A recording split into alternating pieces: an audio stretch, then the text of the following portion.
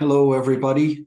I'm Len Barry, Chair of the Ottawa Centre, CMOS Ottawa Centre Executive, and I'm pleased to introduce our fall seminar series with speaker David Sills. Dr. David Sills earned his PhD degree in atmospheric science at York University in Toronto in 1998. He served as a severe weather scientist at Environment Canada for more than 20 years. He became the executive director of the Northern Tornadoes Project with Western Engineering in 2019. David's very active in many regards. He's an adjunct professor at both Western University and the University of Manitoba, and a principal investigator in the New Hail Project, which he tells me he will introduce to us. He has authored many scientific papers, has served as associate editor and reviewer for a number of prominent journals, and works on international committee that is developing a new tornado wind estimation standard for use with the enhanced Fujita scale. So we will conduct this seminar with a discussion via the chat written, and I will introduce your questions to David at the end. For logistical reasons, we have to end this by 1 p.m. So we will be stopping quite abruptly at that time. So without further ado, I'd like to turn the floor over to David Sills. Welcome, David. Looking forward to your talk.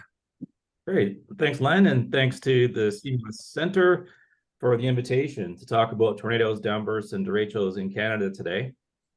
As Len mentioned, I started as the executive director of the Northern Tornadoes Project at Western in about 2019, but I was at Environment Canada as a severe weather scientist for 20 plus years before that. And actually the story here starts there. So I'll go to the next slide. If I can. There we go. So actually, I did a lot of things at Environment Canada to do with severe storms, but one of the things was working on the tornado database, which wasn't in great shape. The national tornado database wasn't in great shape when I got to Environment Canada in 1998. And so over the course of years, I led the development of new tools for rating and assessing tornadoes. Did a lot of training to get everybody's skills in rating and classification up across the country, and actually started doing more surveys. And you can see a couple here, more of the more prominent ones. This is the Goderich tornado, an F3 rated tornado in 2011 at the top here. That came off of Lake Huron, hit Goderich straight on, which was pretty unusual. And then at the bottom, a tornado a lot of you are probably familiar with in Ottawa. This was an F3 tornado as well that just went north of Ottawa, and then there was an EF2 that came through the southern part of Ottawa in 2018. And you can see in both cases, it's not easy to make out the tornado, and that makes it hard to take cover from once that the warning is issued. You're looking out your window saying, where's the tornado? But in the top, you can see it's buried here in the precipitation. And in the bottom, you can see that there's a power flash and a bit of debris at the bottom here. So there's not a lot of that is developed here, but certainly the tornado was active at the time that this picture was taken. So also, we wanted to update the tornado database with the latest data, and where that led was this map. So we needed updated, high quality tornado data to give a picture to the National Building Code of Canada of where tornado-prone areas of Canada are. And so one of the things we did was come up with this map of all verified tornadoes from 1980 to 2009. And you can see that this is all organized here by F scale. This is pre-EF. So there are two main areas where we had tornadoes that we knew about. One was in the Southern Prairies, one was in Southern Ontario into Southern Quebec. And the average from these known tornadoes was about 61.3 tornadoes per year. But we also knew that there were a lot of severe storms that occurred in the northern part of these provinces, or in the central part of Quebec, in this elongated red area here, where we weren't getting a lot of reports, and so we knew we were missing tornadoes. Most of the documented tornadoes were in more urbanized areas of Canada. So we needed to fill those gaps. And what we did is we used a statistical model to predict the tornado frequency. And the inputs to this were the verified tornadoes that we found, population density, lightning currents from the CLDN as inputs to this. And this is the map that comes out once you do all that statistical analysis. So it does fill in that red area quite a bit. And so instead of having 60-something tornadoes per year, the model is saying we should be having something more like 150 tornadoes per year. So quite a bit more. We're missing a lot of tornadoes. And it also has a couple other interesting things. I mean, it's got this elongated minimum over the Rocky Mountains, which you might expect, but also this elongated minimum to the northeast of very cold and deep Lake Superior. And a couple other things. You can see the inset here of Southern Ontario. So there's an expected maximum in tornado activity in Windsor to northwest of Toronto here. But really, the area where it was expected that the most tornadoes per 1,000 square kilometers per year would occur is southern Saskatchewan. And you can see that big bullseye there in southern Saskatchewan. So, you know, we needed to know, was this model correct? Are we missing all these tornadoes? Are these maxes and mins in the right place? And the only way to do that is to have better tornado observations, really. And that's how the Northern Tornadoes Project got its start. So it was founded in 2017 by Western with the funding support of ImpactWX, which is a social impact fund out of Toronto. So they provide the bulk of the funding. And what was interesting about this project, it's made up of wind engineers, meteorologists, GIS specialists, and we even have social scientists on board now, Jen Spinney from York University. And as far as the meteorology part, we're partnered with University of Manitoba and John Hanasak's group there. But it's Greg Kopp up at the top left here and I that are leading this project. And we've got a large team of students and staff that work with us to get the data we need. And we also have other partners, including the Weather Network, Instant Weather, CatIQ, and of course we collaborate with Environment Canada, both MSC and the science side, the S&T branch, in the work we do. So the goal here is to advance our knowledge of the true tornado occurrence and risk across Canada, find those missing tornadoes, better document others, and for every tornado that occurs in Canada, we try to detect, assess, document, and make public all of the data that we collect. So we use this data to, again, build that climatology for risk assessment, for climate change studies. You know, in doing this work, looking for tornadoes, we have also documented hundreds of downbursts and one historic derecho. So that's what I'll be focusing my talk on today is the tornadoes, the downbursts, the derecho information that we've managed to collect since 2017. So as far as data sources, that come into the Northern Tornadoes Project. We have a lot of social media reports that are either we dig up ourselves for accounts we follow, or they tag us, or we have people that are enthusiastic about our projects send them to us. So sometimes the first indication that there's a big tornado occurring is an actual picture of a big tornado occurring, which is kind of the situation in Virden, Manitoba, with the Scarth tornado, the EF3 there. Other things we look at are, of course, radar data. This is the big supercell in 2018 that came across Dunrobin into Gatineau. So we're definitely looking at that, and any storms that look like they could have produced a tornado, we're looking at any reports or satellite imagery that we can find that would support damage in that area. There's other tools like the US multi-radar, multi-sensor system that put together American and Canadian radars and then can come up with things like hail tracks and rotation tracks. And that also helps us to know where to look for damage, where to look for reports. So one of the things that's a key tool for us is satellite imagery from planet.com. And that resolution is about 3 meters. And Planet has a constellation of about 250 satellites. The they can provide global high-resolution satellite data on almost a daily basis. I mean, it also depends on how cloudy or hazy or forest fire smoke covered it is. But we basically can go, a day or two before the event, a day or two after the event, flip back and forth and find things like this tornado scar here, which really just pops out once you are able to compare the before and after shots. So we do a satellite analysis for every event just to make sure we're not missing anything. But there are some events where the scar isn't as clear as this, that it may not be as long and narrow. It might be a wider scar or some widespread damage. And in that case, we actually have to get an aircraft flight over the area so that we can it gets down to 5 centimeters resolution, so we can see the direction that trees were down and we can know whether it was a tornado or downburst. But in most cases, what we want to do is a ground survey. So we want our engineers on the ground looking at the structures and being able to rate in detail using the EF scale how strong that wind damage was.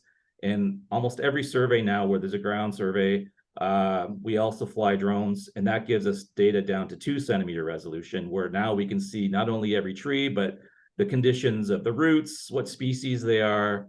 It just is an amazing amount of information that we can get now for many of the events that we document across the country. So what we do is, as far as the assessment process, is as data are coming in from public reports and storm tracks and so on, we create event maps. And you see an example here where we're starting to populate the event map with different reports. And if you click on that, it'll pop up the link to the actual report. So we get lots of these that we put together, and they're used by our field teams and emergency managers and so on to know where all of the damage is occurring and what we've been able to find. In the field, we have an app that Western Libraries put together for us, an ArcGIS Survey 123 app that really has changed how we do surveys in the field. This is all loaded into a tablet, and everything about the survey location can be entered in here as far as the location, what kind of damage was there, take the pictures with it. I can actually watch the team collect data through this app in real time if I'm sitting back here in London. So this has been an amazing advance for doing damage surveys for us.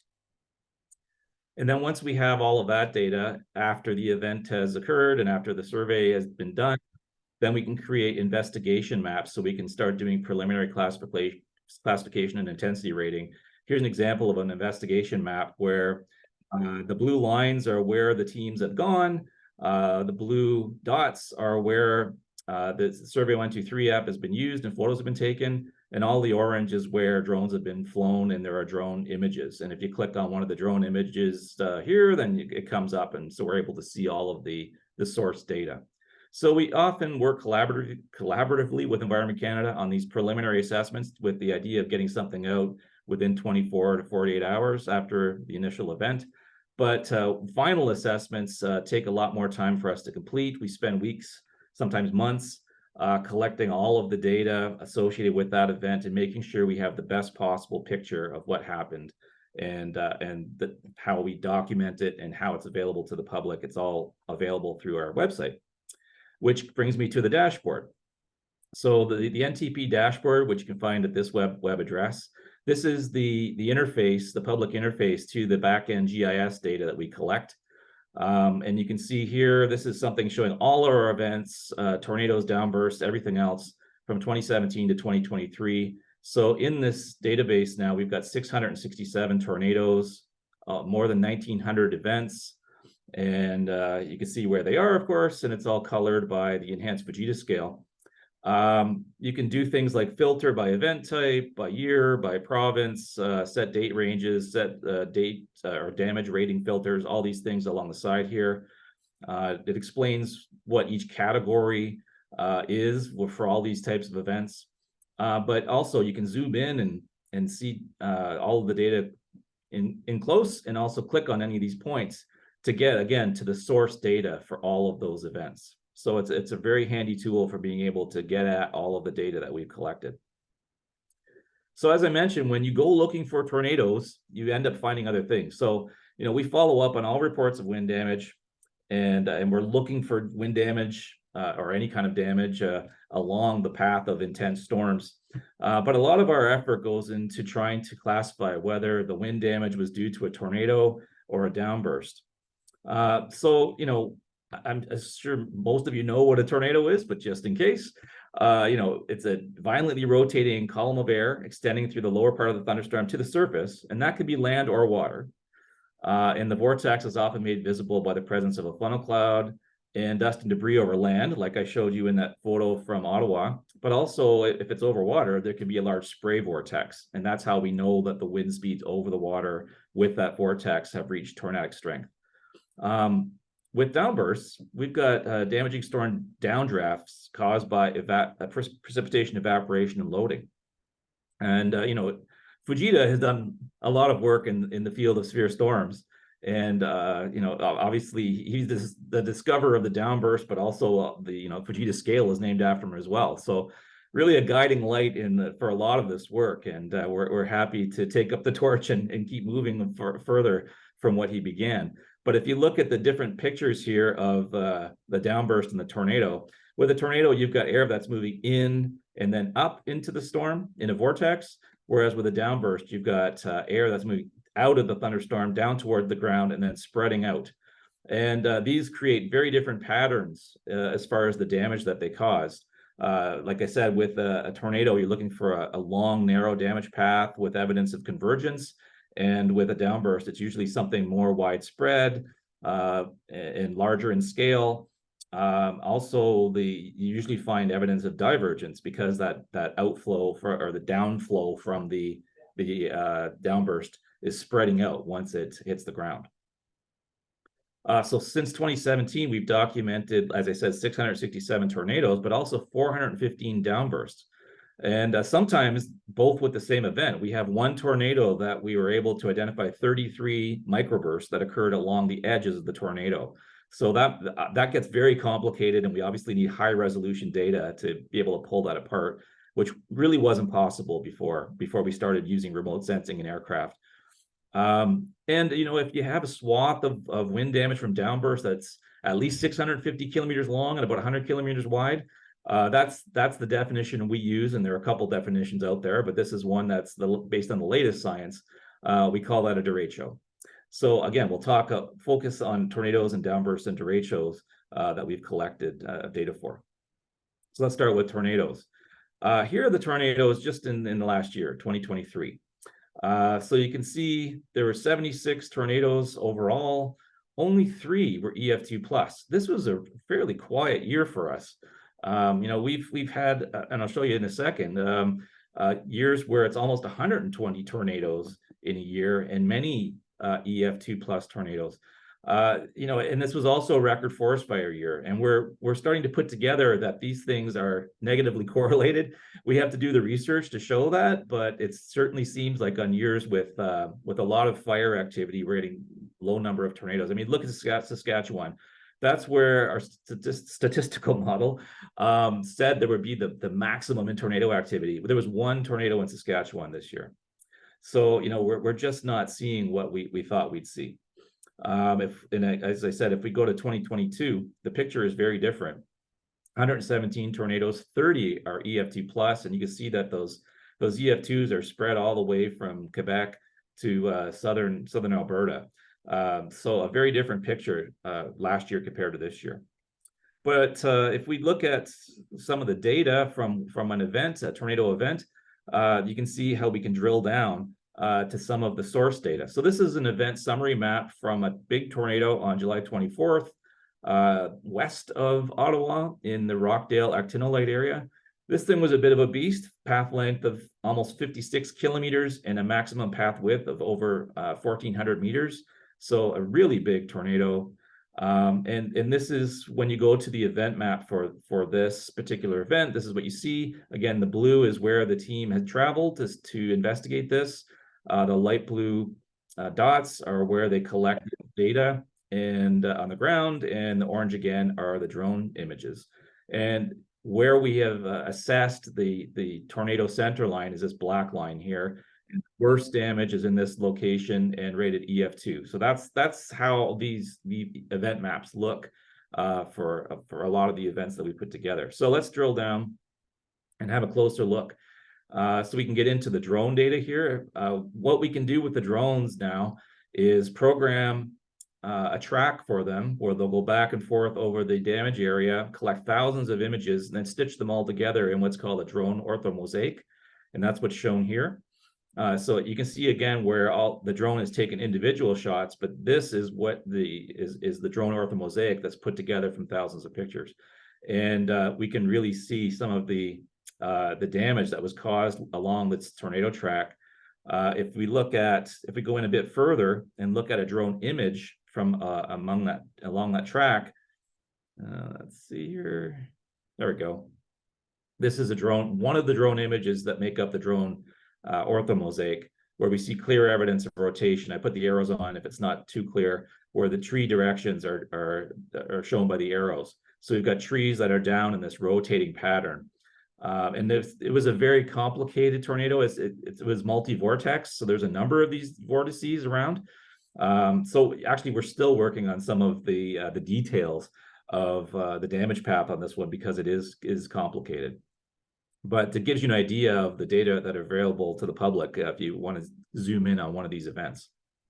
So just looking at all the tornadoes, all 667 that we've collected since 2017, there's the pattern we see. And if we start comparing to that statistical analysis, we can see, yes, there haven't been any tornadoes in the area of the Rockies that we found, and we've looked. And look at how Lake Superior really clears out that area. It's just so big and cold that thunderstorms really have a hard time becoming intense to the northeast of there, like in a southwest flow ahead of a cold front or that kind of situation. So not a single tornado to the northeast of Lake Superior. That's how powerful that lake is.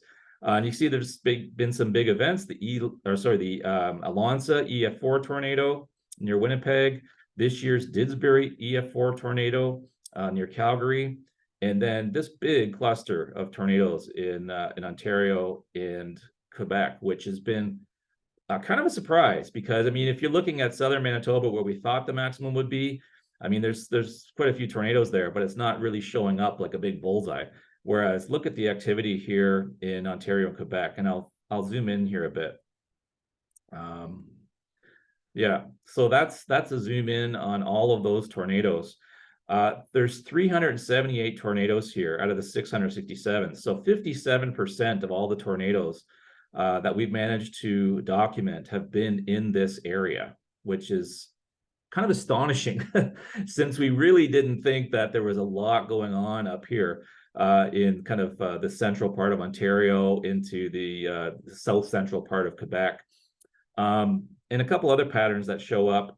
One is that southwest of this line that is basically northeast of where I am right now, northeast of London, we haven't had an EF2 in that entire time. And this is an area like Windsor, Ontario is, supposed to be one of the tornado capitals of Canada. I mean, they've seen tornadoes, just not strong ones. Whereas when you get into the Ottawa area, into the more central parts of southern Quebec here, we've had 2 EF3 tornadoes.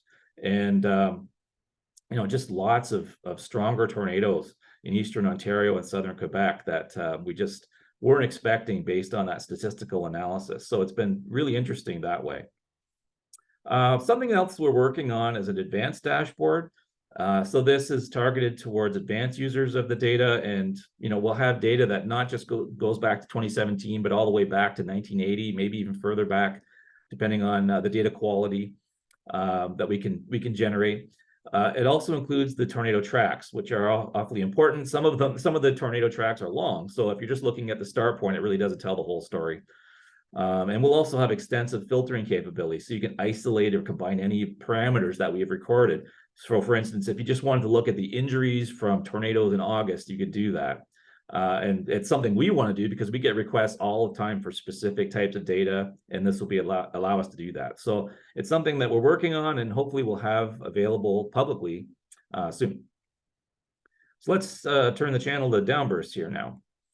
These are the downbursts that we've had in 2023. So a lot of them focused in southern Ontario and Quebec. We've had a bunch that were in southern Manitoba, but then pretty sparse. One in the Yukon.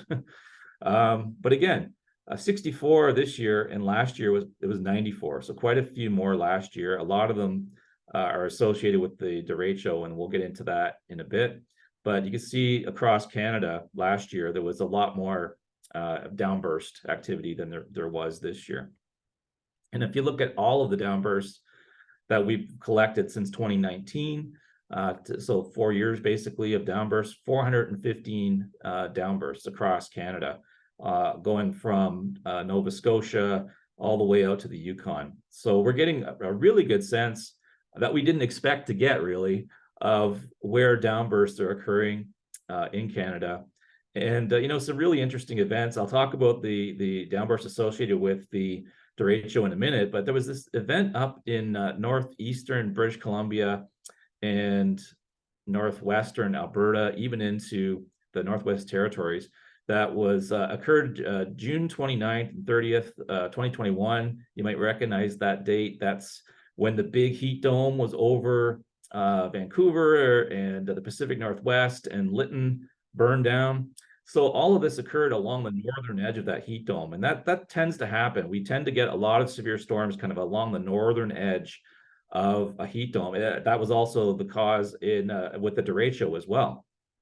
And so 34 downbursts that we were able to pull out of all of the damage that occurred there. So let's look a little bit more closely there. We had to actually fly an aircraft over this area because the damage was so complex. It's hard to tell where the damage ends and begins here, but everything within the red contour is damage. And I'll go into this one area in particular where you can see this sandy color here, and that's where all the trees are down. And if I zoom into one of the pictures, here's one of the downburst shots, and you can see that trees are down from kind of different directions, but they're all basically down from the south or southwest. And because there were a lot of interacting downbursts, there were places where it looked like there was convergence, but it was actually areas of divergence that were abutting against each other. So very difficult to assess, and we spent a lot of time pulling out all of that downburst information from this particular event. So moving on to derechos. The big one, 21st of May in 2022. This produced a continuous damage path, about 1,000 kilometers long and 100 kilometers wide. So it obviously met our definition of what a derecho is. And also included several downbursts with EF2 damage. With that's getting up to the top end of what a downburst can do. 195 kilometers per hour maximum wind gusts associated with the damage that we found with some of the downbursts embedded in the derecho. The maximum recorded wind gust was 147 kilometers an hour in Kitchener, and you can see on the side here, just the satellite photo showing, it just doesn't look that significant, really. There's a storm over southern Ontario, but if you start looking at the radar as it comes into Ottawa, you can see that bold nature to the reflectivity, and so that's a big mesoscale convective system. And it just went on, and it's also interacting with storms that are forming out ahead of it, and that's where a lot of the main damage occurred in Ottawa, is where those storms out ahead of the line intersected the line. So this is a very high impact storm. More than 40% of Canada's population was along the corridor that this derecho went through. There were 12 fatalities, at least 12 injuries. We're still working on getting the numbers for that. We're working with the Ontario's coroner's office to make sure that these are actually the final values. We think that they're probably higher. But even at that, it's the deadliest derecho in Canadian history. And it's actually the most thunderstorms fatalities since 2000, with the tornado in Alberta out in 2000, Pine Lake. 1.1 billion in insured losses. It's now the 5th most costly natural disaster in Canadian history. And because of the work we're doing, it's now the best documented Canadian derecho as well. So I'll just give you a look at some of what went into this. These are all, I said we create event reports or event maps to show where all the reports that we're getting get mapped onto. There's 445 reports on this map. various social media posts and other things that got placed on here. So just lots of damage reports that we had to go through, and that, you know, it told us where we should investigate. And also, the surface station reports were important as well. Again, so what we've got here, the gray dots are where it's less than severe, so less than 90 kilometers an hour at the station. Blue is where it was in the EF0 range, and the one observation in EF1 was in the Kitchener area here. But what we found was, when we got all of the raw data for a lot of these stations, was that in a lot of cases, the maximum gust wasn't recorded. For instance, in Ottawa, just as the storm was coming through, the power went out, and the power went out at the station at the airport. And when the power came back on, it did register this 120 kilometer an hour gust. But there's just not a protocol to go back and backfill the data from the lost couple minutes there. So we believe that the gust there was actually quite a bit bigger than 120. And you know, it's the same case in a lot of these observations, where it just didn't seem to have recorded the largest gust for one reason or another. And it's something we'll be looking at with the Northern Tornadoes Project, is experimenting with ways to make sure that we're getting extreme winds, and we're able to record extreme winds, have the right instrumentation to do that. So our final analysis is this. The yellow here is outlining where the reflectivity was with that storm as derived from radar. And then you see the contours for EF0, EF1, and then patches of EF2 here, where we had EF2 downburst, the Ottawa downbursts. EF2 downburst was just incredible as far as the impact on infrastructure in the city there. There were also a couple tornadoes spawned through this MCS that came through along the leading edge. There were 2 EF1 tornadoes in London, 2 EF2 tornadoes northeast of Toronto. So yeah, very high impact event. And, you know, we wanted to kind of put this into a climatological context. Oh, before I do that, I wanted to show that some of the data that we've collected here. So again, we've got an event summary map for the event in Ottawa, the downburst in Ottawa. And again, you can see the survey route, the ground photos, the app data collection points, and the drone images. But if we drill down to this particular one here, getting a little closer, and so we've got a drone orthomosaic that was done in this area. And if you click on one of the blue points here, it'll give you the summary for that area, and then the damage photo taken using the app, and that's the photo there that was taken using the app. So all that's available through the open data. And if we drill down more, this is a drone image taken in that area. And you can just see the immense amount of tree damage caused by the downburst in this area. Again, all the trees down from the west-southwest. And again, you know, there were pictures taken even among this by the team. We'll drill down again, and you might recognize that as the picture from the very first slide of the talk, where one of our team members here is, for scale, in this photo showing the tree damage that's occurred. So again, all of this source data is available through the website, the open data website, and you can access through that through the dashboard. Something I wanted to talk about was the warnings for this. The colored dots are where the EC warnings were. Severe warnings with gusts to 100 kilometers an hour in the text were yellow, gusts to 120 are in orange, and then they actually issued an extreme thunderstorm warning for the areas in red. And that was really interesting because it was the first time that's been done. They had a new ability to issue this, and that it actually could trigger alert ready. And it probably saved a lot of lives in this case, because the 12 fatalities, you can see the injuries and fatalities here, the black are the fatalities. It's just where people couldn't get out of the way of the storm fast enough. They were hit by falling trees or couldn't get off the water fast enough.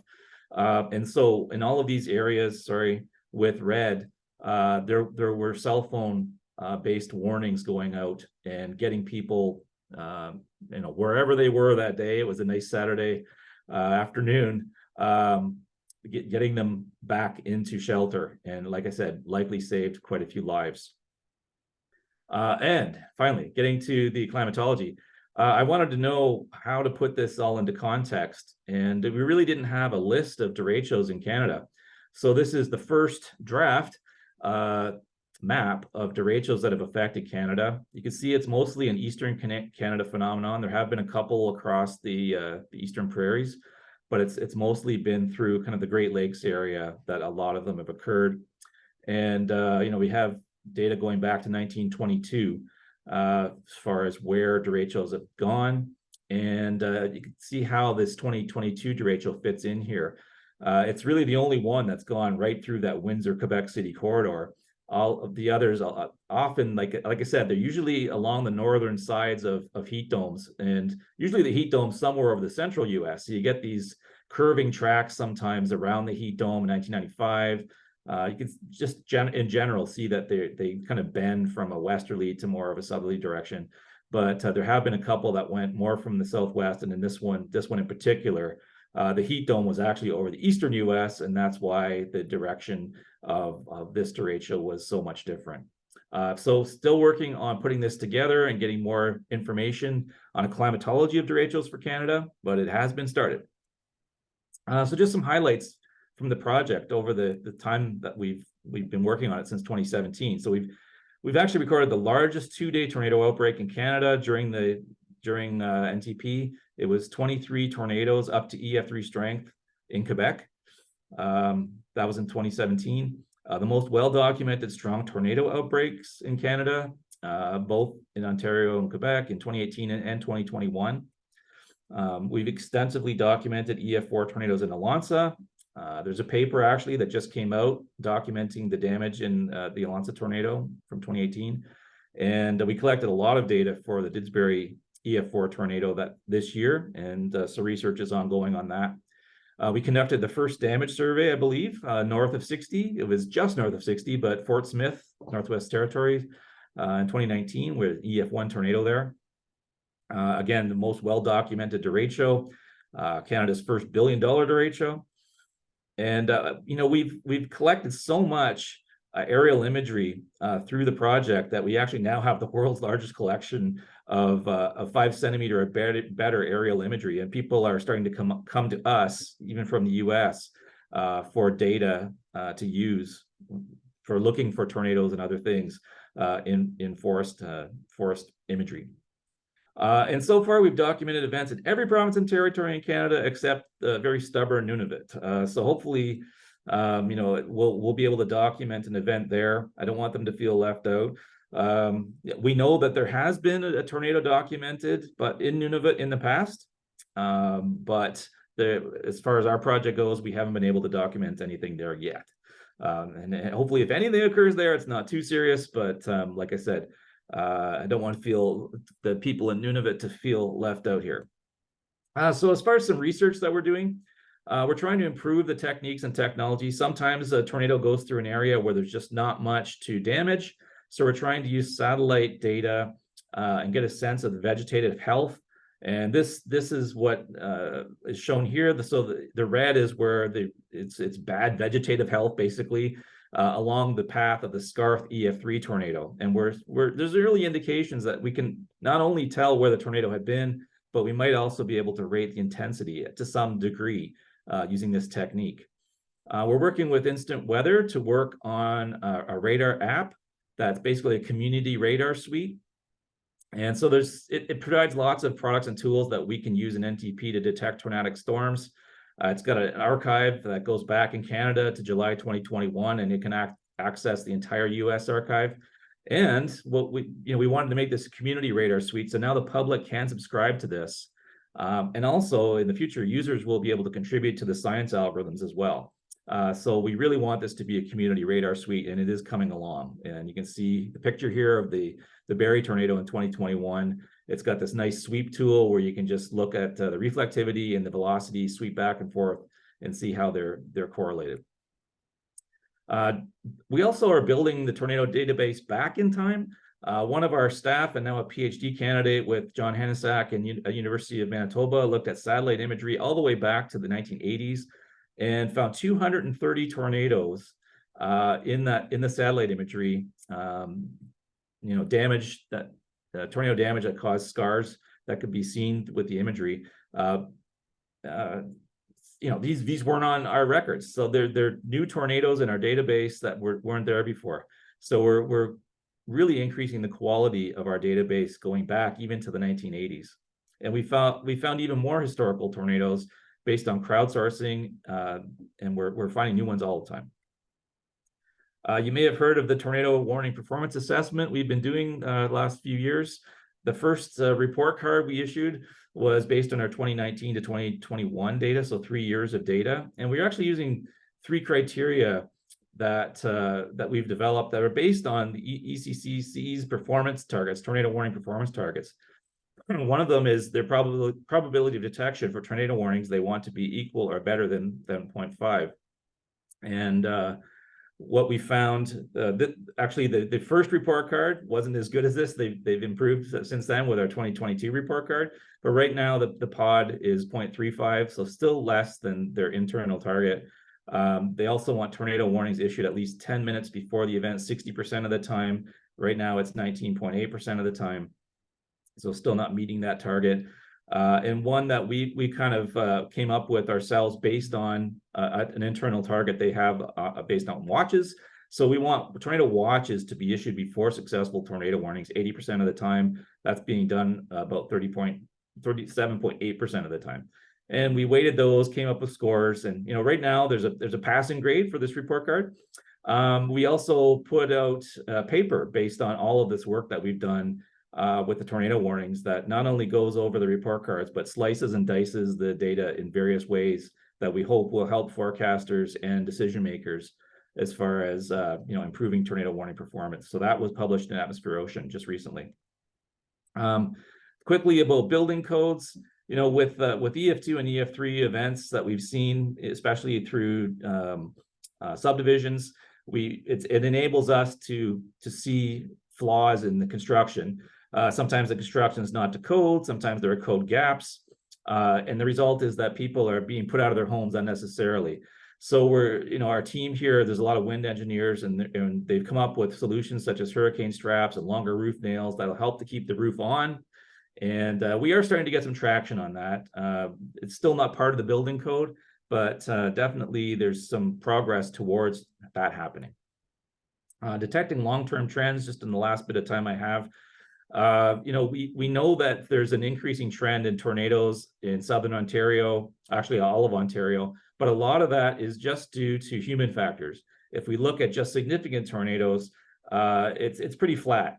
The reason there's this increase is because of we're getting a lot more of the weaker tornadoes into our database. That's due to new technologies, cell phones, people's interest, all of these human factors.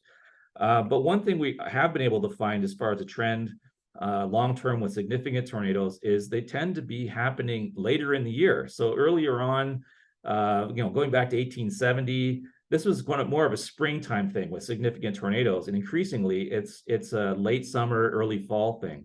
And we don't know if there's a connection to climate change there. It may be with the Great Lakes warming up, but that's certainly a future study that we'll be doing. And I said I'd mention the Northern Hail Project. We expanded to include hail in 2022 with the Northern Hail Project. There's some insurance-funded fieldwork in Alberta that we piggybacked on, basically, but we have a 5-year field project funded by NSERC Alliance to the tune of $3.5 million. And the main research activity is real-time collection of hailstones, hail swath detection with UAVs. So these are teams that closely follow storms and then do the measurements and fly drones in behind. And, in the very first year that we did this, we found Canada's largest hailstone. And you can see a picture of it here on the right. And I'm sure we'll be finding even bigger hailstones in the future. So like NTP, this will increasingly involve operational hail data collection. We want hail data from across the country, and we want it to be documented in open data. So all of that is in the works.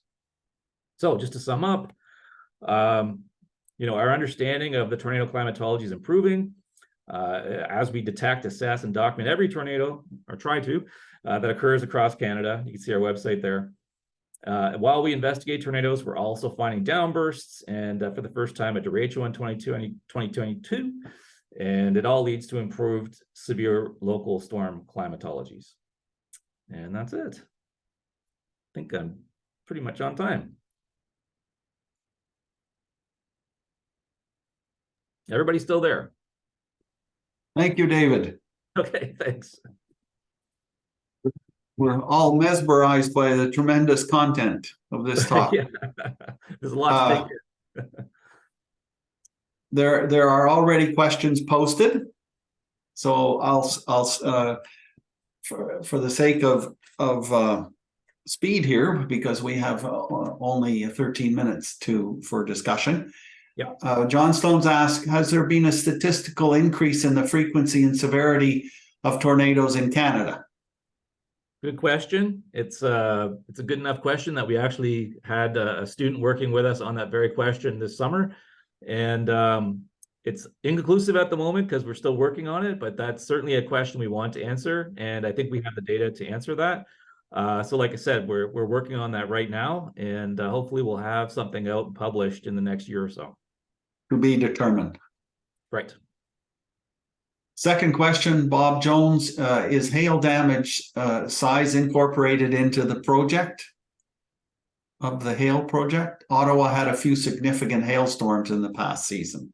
Right. One of the aspects of the project, I mean, a lot of the field work is focused in Alberta right now, but we do have a damage survey team that can go anywhere in the country and has. This past summer, it went to, I think there were 11 different storms that it investigated, and they actually go to the storms and do a damage investigation. Sometimes they knock on doors and ask if people have stored the hail, and a lot of times people have them in their freezer. So yeah, it's something that we just started doing as far as, assessing the damage that's caused by hail, not just looking at the size of the hailstone and that kind of thing, but actually looking at the damage and the impacts due to hailstorms, and something that we will be doing as part of this project for a long time. I had actually two questions. One, F versus EF. Can you explain that scale difference? Sure. What was found with the F scale was that the wind speeds were too high on the high end of the damage and too low on the low end of the damage. So really, it's, the F and EF scales are damage scales. It's all based on the damage that's found. And so, the damage remains the same. An EF2 category damage is basically a roof off a house. It's the same with the EF. It's just the wind speeds associated with that have really changed. And there's also a lot more precision now with damage indicators. So we have 31 damage indicators in Canada that we can use that range from different types of buildings to trees to poles to schools, all of these different things that we can use to rate damage that it wasn't that specific before. So we're just getting better and better at being able to assess the intensity of tornadoes based on the damage they cause. So my second question merges with the following one by David Grimes. I'll read them both. Is there comparable characterization of severe storms south of the border? And David's question was, excellent talk. What's your engagement with U.S. severe storms work? Right. Seems like your approach is much more in-depth. Well, actually, there's a lot of similarities. I mean, they don't have a centralized group that's looking at tornadoes in the U.S. It's basically every forecast office, and there are many of them. Every radar in the States, and there's like, I think 130 plus radars, has its own forecast office, and they're in charge of their area. And so they go out and do the damage surveys, but it's all put into an ArcGIS based system, which is called the data or damage assessment tool. I think that's what it is. And so you can go into that damage assessment tool and find all of their all of the data from their investigations. So that's similar to what we're doing. And even ArcGIS, I mean, we're using the same tools. They have the same app that they use in the field that they're using. It's designed a bit differently, but it's the same kind of thing. So, we are moving kind of in parallel with them. And as was mentioned right off the top, I'm on the committee that's coming up with the new EF scale standard. It's going to be a new engineering standard. The problem with the current standard, EF standard, is there's no way to change it. There's no official process for making improvements to it. So by becoming an engineering standard, we'll be able to have balloting and that kind of thing when a new addition is suggested. And this is going to result in a much better standard for rating. And it'll include things also like using radar observations for rating tornadoes, tree fall, much more intensive way of assessing the damage based on tree fall, debris flight. All of these different chapters in this new EF scale standard will allow us to get a better idea of the intensity of the tornado based on different methods, not just the method that we've been using based on tornado damage that we go out and assess. So anyway, there's a lot of work in the States. We work quite closely with the National Severe Storms Lab in the US, and actually there's the European Severe Storms Lab that we work with too, and we actually are in the process of trying to set up a Canadian Severe Storms Lab. So there'll be 3 of us that will be interacting. So there's a lot of work going on towards working more closely with our colleagues in the US and in Europe. Okay, excellent. John Reed, timely warnings are vital. What is the potential for increasing warning lead time? Right, that's something we talk about in that paper that's in Atmosphere Ocean is, what's it going to take to increase the lead time and get more warnings on tornadoes before they happen? Because that what we're hearing is when we do damage surveys, a lot of time the people tell us, well, the damage occurred, I went out in the street and was chatting with the neighbors, and then the tornado warning came out. So the tornado warning comes out, but it's maybe too late. Sometimes it's great, other times it's not. Sometimes it doesn't happen at all. I think the main issue is confidence, so the forecaster confidence. When I was in Environment Canada, I had something called a research support desk set up at the Ontario Storm Prediction Center in Toronto. And so it was a desk just off to the side of the severe weather desks. And I would help in severe weather situations and see, I'd contribute kind of the latest science to the process, but I'd also see what are the things that are preventing them from doing the job that they want to do, the science gaps and the tool gaps and that kind of thing. And what I found is that a lot of it is confidence. That that they're not confident in what they're seeing on radar. They want to wait for another scan. They want to wait for a report from the public to be sure, especially now that it's broadcast intrusive tornado warnings and they go over cell phones. So there's a lot of pressure to get it right. But in order to get lead time, you basically have to act quickly. You have to have situational awareness that you're in a tornado situation and be ready to issue that tornado warning basically at the first sign that it's possible. Of course, that means you're going to get some more false alarms. But the internal targets at Environment Canada for tornado warnings don't even mention false alarms. They want hits, they want the POD.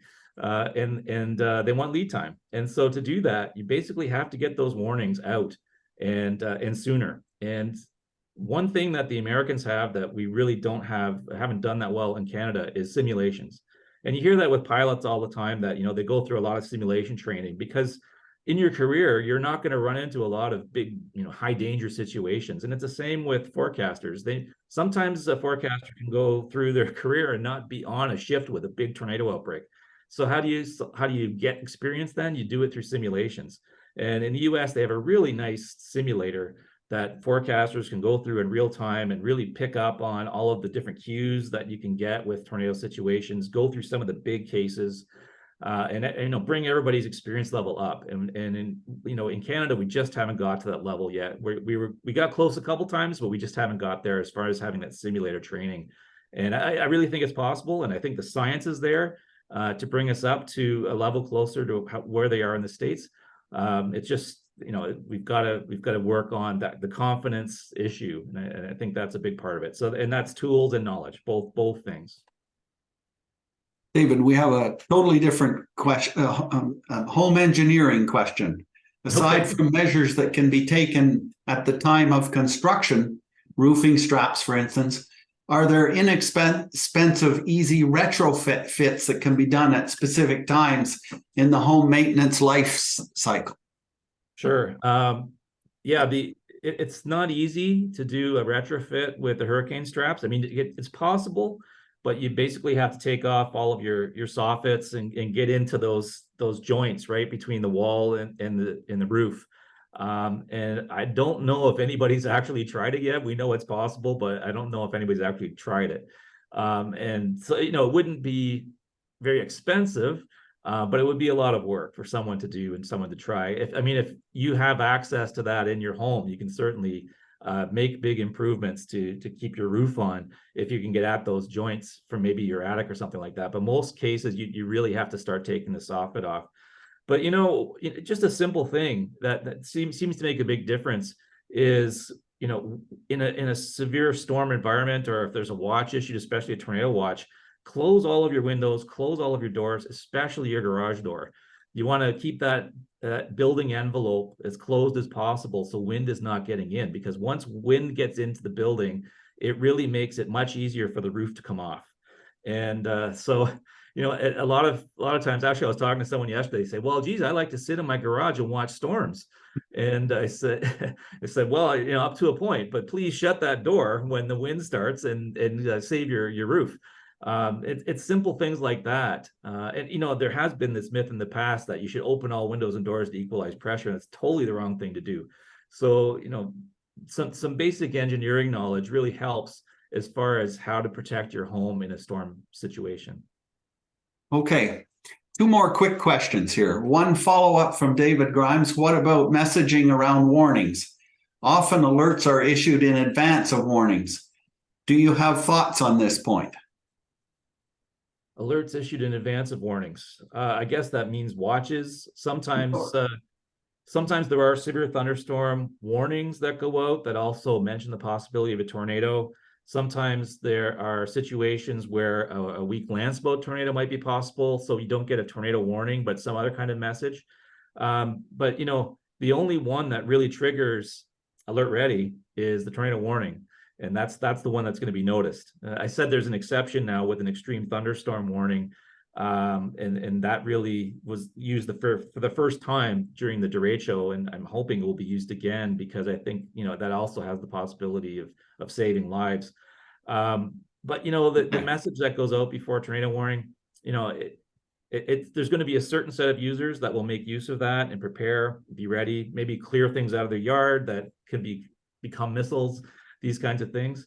But alert ready is a really powerful tool for getting right into people's hands, and that just isn't used until that warning is issued. So it really is the most important thing, getting that warning out with lead time. Yeah.